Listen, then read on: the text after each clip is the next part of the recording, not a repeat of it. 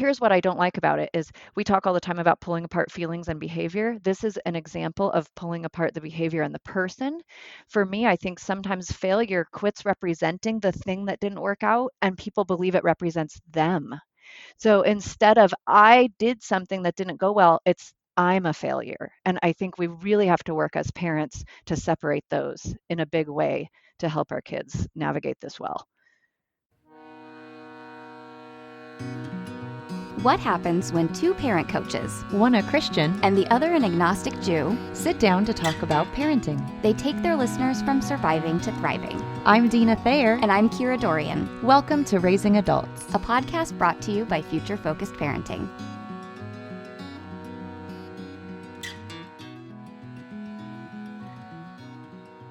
Well, hi, everyone, and welcome back to another episode of Raising Adults podcast. Thank you so much for being with us again this week. And if you are new, welcome to the show. Normally, I say welcome to the laundry room, but given COVID, Deana and I are not together. So I'm in my laundry room and Deana's in her bonus room. And so we welcome you to all the rooms. Thanks for being with us today. We are excited. We're going to talk about kids and failure today. And wow, what a hugely important and impactful topic, don't you think? Oh, absolutely, because it's A, universal, everyone will experience it, and B, our response to it is really what determines how well we end up coping as we become adults. And so I think it's pretty critical to talk about in the context of a parenting podcast. Absolutely. Well, and I think too, so much of how we fail in adulthood is shaped by how we were experiencing failure and how our own failures were responded to in childhood. Sure. And so it's such a foundational and fundamental time. And we talked with Alexandra Idens from Big Life Journal about growth mindset, and that's really linked to this, right? Like it is turning this concept of failure on its head, and how do we do that? And that episode is wonderful, but I think it's important that we kind of talk a little bit about it together as well.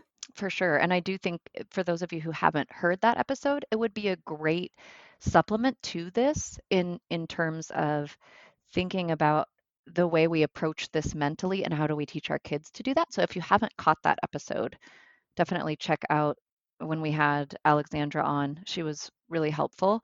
But I'm glad we're getting to talk about this piece of it and take a little deeper dive, because how we respond to this as parents when our children are younger, I really think impacts how they respond to their own failures as they grow. Oh, absolutely. Absolutely. So do you want to start with your why?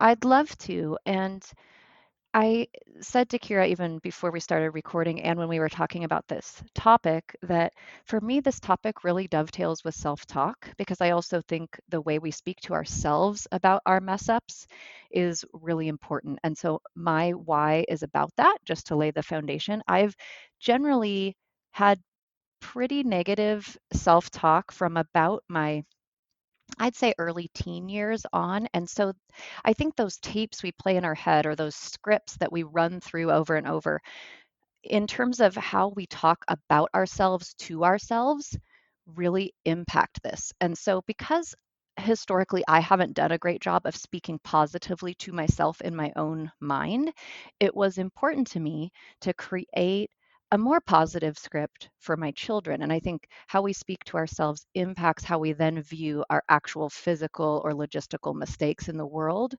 And so that became really important to me, because it's really an area where I would say I haven't done great myself personally, but I have this really unique opportunity to do a good job of it as a parent and hopefully impact the way my kids run that script in their own minds, because we tend to play tapes over and over.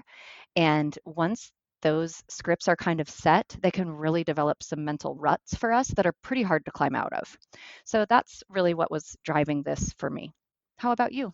Well, before I share my why, I do want to let our listeners know that I have a woodpecker on my roof today, and he or she is making a racket. So if you hear a rather obnoxious sound, it's my woodpecker. So there we go. for me, I think this really comes back to my overarching why, of having mentally healthy and happy kids who turn into mentally healthy and happy adults. And I can say, upside down and sideways, how all the studies show that, the people who are really successful are the ones who can embrace their failure and learn from it and blah, blah, blah. And whilst, of course, I hope my kids are successful, that's just not the core for me.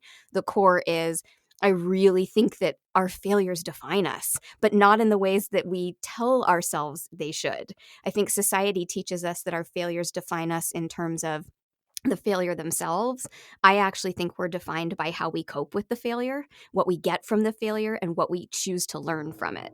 So that's what I wanted for my kids, was for them to accept, which I love that you said this, my phrase, right? You can't get through life without failing. It's literally impossible. And so they're going to hit it time and time and time again. And I wanted the experience of failure for them to be something that, even though it's uncomfortable, that they've learned to go, okay, this is uncomfortable, but it doesn't define me. The failure itself doesn't define me. What I do with it is how I'm defined.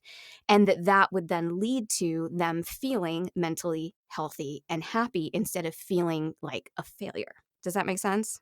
Oh, absolutely. And I couldn't agree more. And I think that's where the mind piece element also comes in because they're also defined by the way they respond to that failure is what matters. But that starts with how do I myself think about this failure?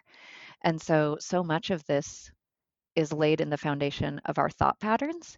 And we as parents have an important job there, especially with younger children, in setting up how this is dealt with. Well, and it's fascinating because it has such a negative connotation. It's really interesting. It's like one of those vocabulary words that has so much attached to it, but we really could just turn it on its head completely. Like failure doesn't have to be a bad thing. It can be a completely normal thing because it is completely normal. And so we get to, as parents, kind of control the narrative of what that word means somewhat. And so we really need to do the best we can, especially because I think the narrative the world throws at our kids is not that way at all.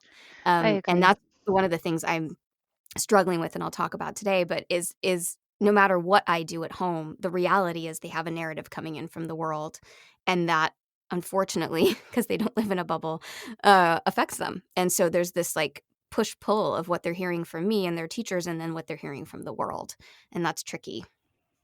Absolutely. And we talk all the time about leading with vocabulary. And I will be frank that I don't care for the word failure.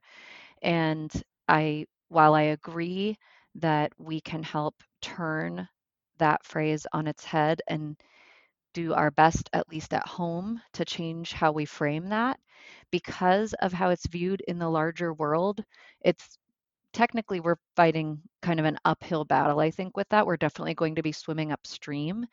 And I still wish myself that it were used less in a lot of contexts. I know myself, having come from the birth world, one of my least favorite terms in labor is failure to progress. I Yes. don't like this Ugh. idea of telling a laboring mom that she's a failure at having her baby. And Right. so it's just, it's one of those things. Like, you're absolutely right, Kira. This word overall, fairly ubiquitously, is viewed pretty horribly. It basically, and here's what I don't like about it is we talk all the time about pulling apart feelings and behavior. This is an example of pulling apart the behavior and the person. For me, I think sometimes failure quits representing the thing that didn't work out and people believe it represents them. Yes. So Yes, instead yes, of yes, yes, yes. I did something that didn't go well, it's I'm a failure. And I think we really have to work as parents to separate those in a big way to help our kids navigate this well. I totally agree, and I also agree with what you said, that that is an absolute uphill battle. Like, we are swimming upstream as parents doing that, which is so unfortunate. It's like, I mean, I could Yeah. go on all day about wanting to change the culture of our world, but, there we are. So Yes. how did you do that, Dina? How did How did you handle this with your kids? Especially, I'm especially curious because that internal monologue for you is, it sounds like something that you struggle with. What were the ways that you went about maybe modeling differently for your kids and talking with them about it and handling their own failures? Yes. So two big things.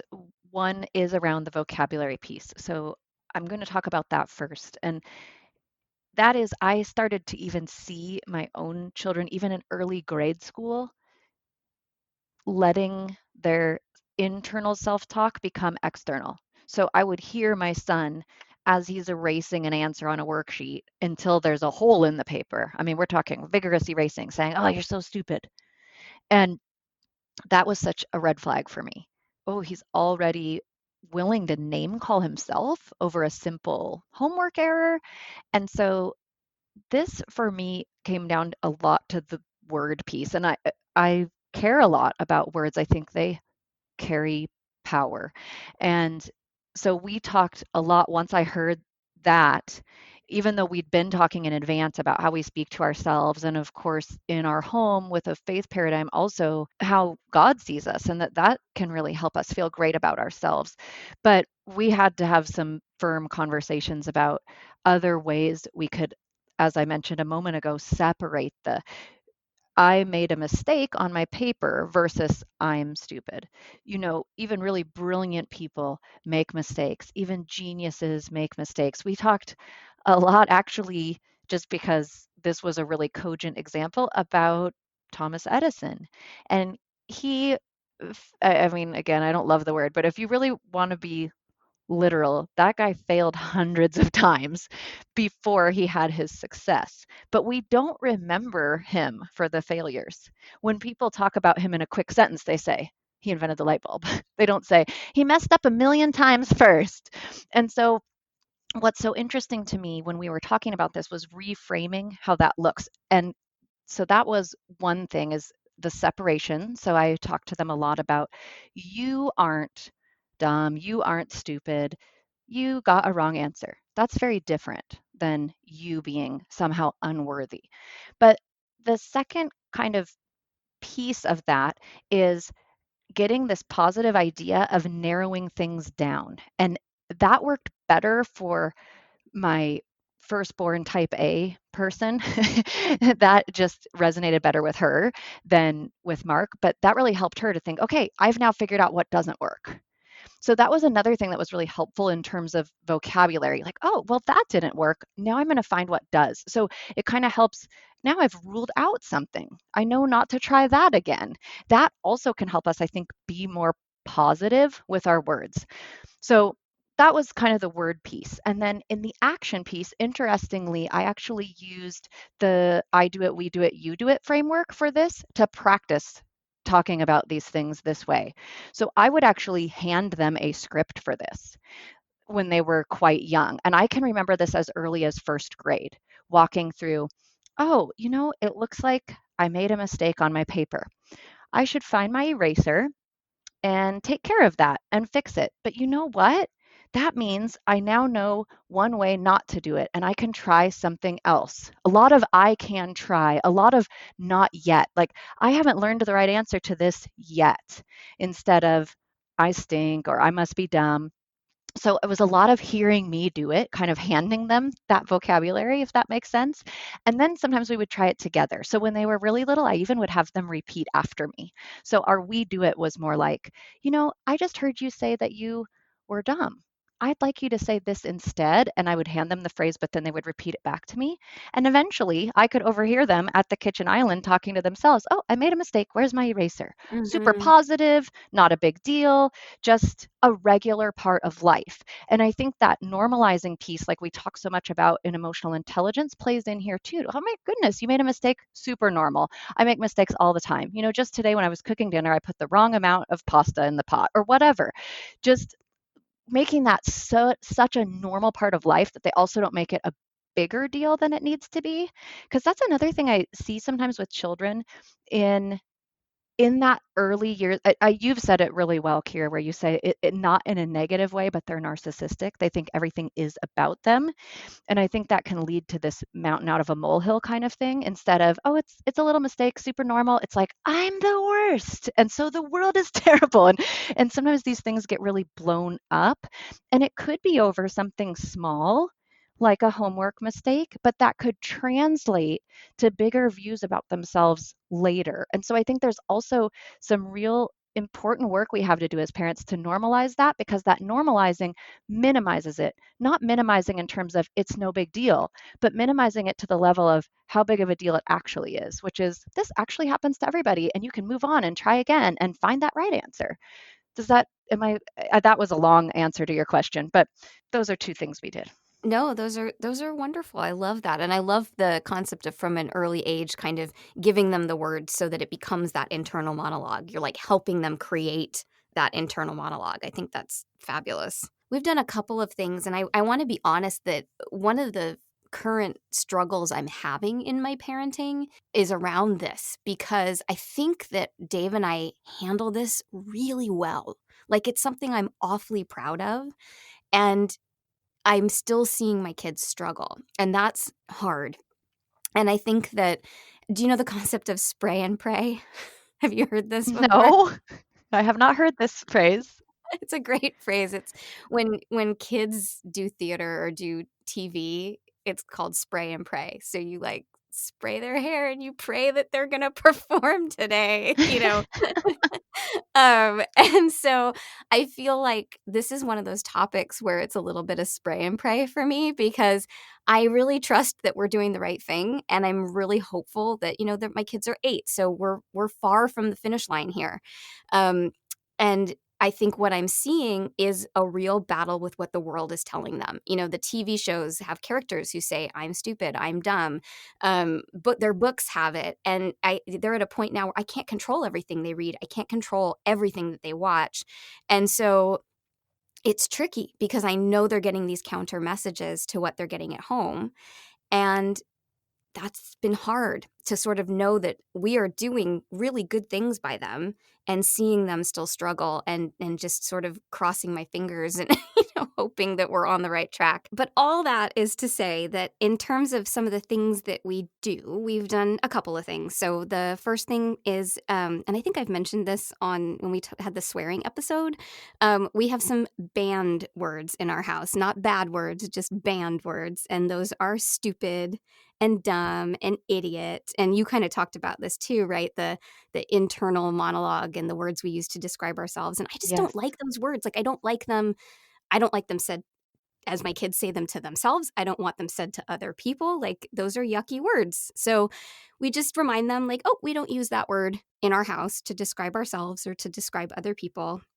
And a couple of times when I've caught my kids sort of commenting negatively on themselves, I'll also say, like, hey, please don't talk to my son that way.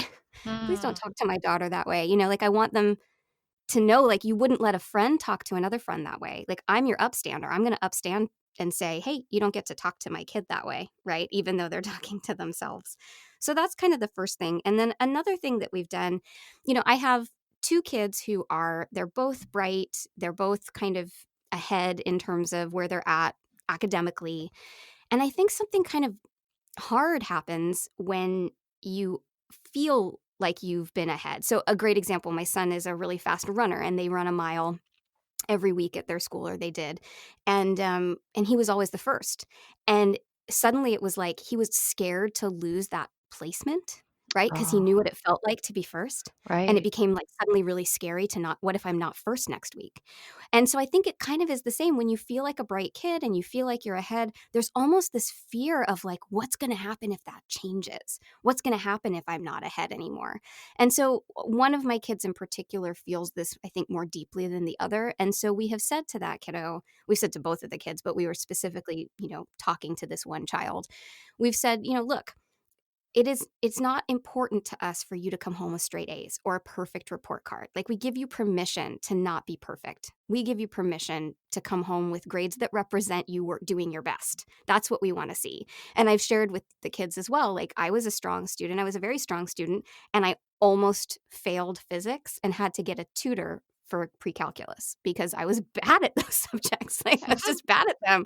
So, letting them know and normalizing that, like, you are probably not going to be perfect at everything. And if you are, okay, great. But if you're not, we don't expect you to be. And so we're not looking for you to show us a perfect report card. we are looking for you to show us that you're doing your best and you're growing and you're learning. And that's what matters to us. And that has actually really helped this one particular child kind of take the pressure off of like, okay, I'm not going to disappoint my parents if there's something in my report card that's not perfect. They're not expecting that from me as long as they know and see that I've done my best. Does that make sense? Yes, and I absolutely agree. I think the overarching principle that we try to impart is doing your best, your individual best, because for some children, their best is going to be C's. And for some children, their best is going to be A's. But if they're truly working hard and giving it their best and working as a diligent student, and that doesn't result in the 4.0 or whatever, I think that does relieve a lot of pressure. So I'm sure that was really a relief to hear you say that. Yeah, I think so. And I think also just the normalizing of like there are some kids, right, that are just naturally good at everything. But there's also kids like me who are good at a lot of things and really bad at physics. And so the room and the permission to actually really struggle with something. Like, you know what? That's actually super normal and lots of people who are still bright and capable are struggle with stuff and it's okay to struggle with stuff. And lots of bright and capable kids struggle with everything. So there's all this, there's so much gray in there and just allowing room for the gray. And I think that's what that conversation did. Mhm. And then the other thing that we do a lot, and I've said it kind of already in this episode, is the whole concept of the failure doesn't define you, how you respond to it defines you. And that is everything. I mean, we talk about it in relationships all the time. Like if you make a mistake with a friend, you hurt someone's feelings, that's going to happen. That doesn't define you, but how you choose to handle it absolutely 100% defines you. And so it's the same, if we're looking at schoolwork or whatever it is, that like, hey, failure is going to happen. Like we're all going to just get things wrong. Sometimes we're human. We're going to bump into each other. We're going to forget things. We're going to just not understand something, all these things we're going to try and not succeed. Totally, totally normal. But how we respond to it is going to really define how we feel about our lives. And also our opportunity to grow. This is the other piece of it, right? That growth mindset is not to be underestimated, that when we fail, when we fall down, when we make a mistake, if we can actually go, okay, that didn't work. What do I try next? Not only are we going to protect and care for our sense of self and our self-esteem, we're also probably more likely to figure out how to do it right? And how to figure out how to grow and be better and learn how to do that thing. So there's so many benefits from leaning into the response and shying away from the thing itself, going, okay, that happened. Great. Now what? What do I do next? Moving forward instead of sitting in the feelings that come up. And I think those feelings are normal. And also, much like I talked about in the, when do we push our kids and when do we pull back episode, that idea of fear being in the car. Well, guess what? Big feelings when you mess up are going to be in the car. We can't kick them out of the car. We can't be like, oh, no, you're not supposed to be in here. Of course they're going to be in here, but we're not going to let it drive the car. Right? We're also going to recognize that like, okay, you're here and I have feelings about that, which is makes sense. That's normal. What do I do about it? What am I going to do about it? And that puts us back in a power place and feeling in control and on top of our lives in a really great way. And that's what I want for my kids. So we talk about that a lot too. Like this doesn't define you, but what you do about it, that really does. And what do you want to do? What are some options? What could we try next? And kind of leaning into that. No, I really love that. I think there's a lot of wisdom in coaching your children to focus more on their response to when things don't go the way they were hoping. That really is what shapes them as a person rather than those things that go wrong. And while you were talking, even though I have admitted I'm not a fan of the word failure, I also really did resonate though with your talking about how, especially if kids are stronger in an area, whether it's academics or sports or whatever it is, there's that pressure to maintain that. And we actually just dealt with this in our home and really had to couple that mindset about failure with the emotional intelligence piece. And the reason is my daughter had a 4 point when she started college and she just got her first A minus. And there was sort of this, I think it was mostly put on by herself, but there was this almost internal pressure to maintain the 4 point. And for those of you who know or who have ever cared, once you lose a 4 point, you never can get it back.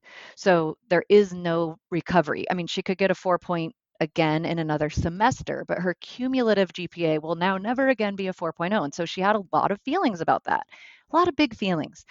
And so what we had to do, and I think this is an important tip for parents too, is to couple talking about the event with the feelings about it. And so, what we ended up talking through is, especially in college, and especially when you have a rigorous course of study, she isn't majoring in basket weaving. I mean, speech and theology are two heavy hitting majors. She also has a minor in biblical language. She's on the honors track. It's all this huge stuff, right? And so, what we ended up having to put side by side was it is okay, especially in that scenario, to lose your 4.0.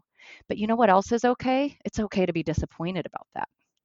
And I think there has to be a place for that as parents too, acknowledging those feelings of disappointment when something doesn't go the way they were hoping or when they fail. Because if we ignore that piece and are only coaching about the response to it and moving on, it can cause, I think, depending on the personality of the child, but it can cause some to go, okay, well, I need to stuff my feelings about it because I just have to move on because it's normal and fine. Does that make sense?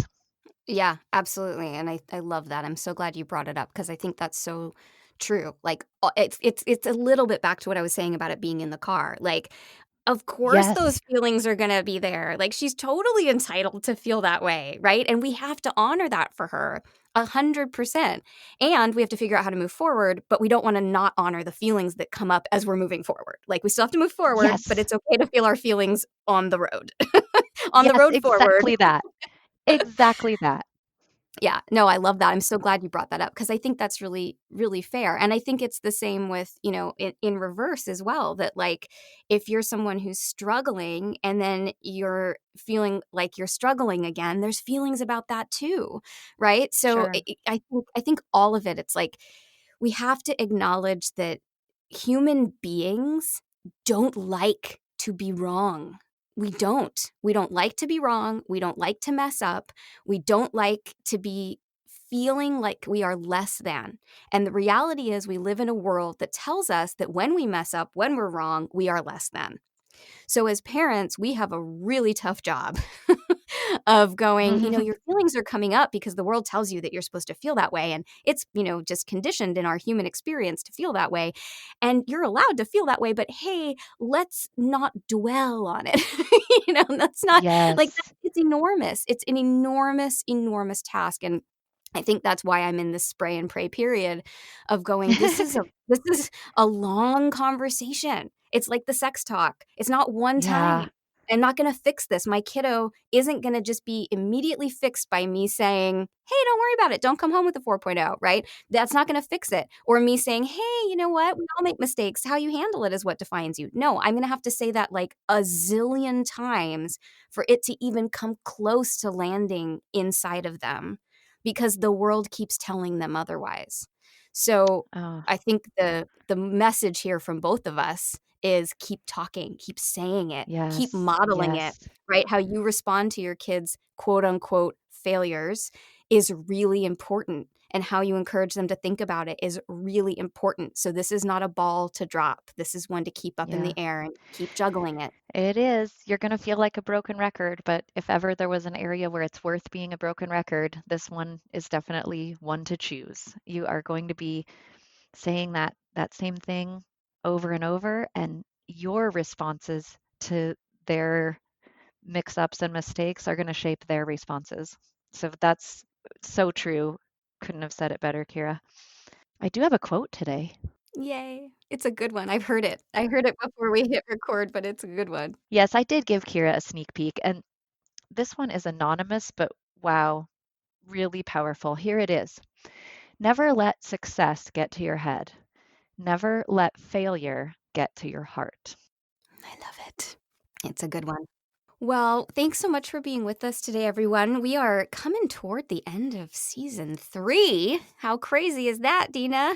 I know, hard to believe, but it is almost upon us. I know. So we've got, I think, 3 episodes left. Next week we have an amazing lady on the show, Andrea Dahlman, who is a lifestyle coach and nutritionist, and she's going to talk about margin, which I brought up just a smidgerooski today.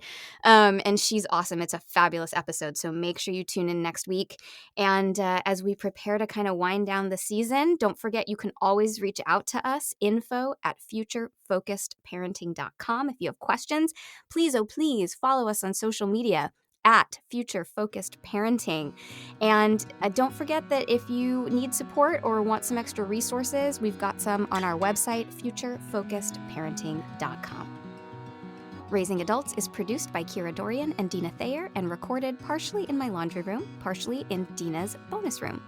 Music by Seattle band Hannah Lee. Thanks for listening.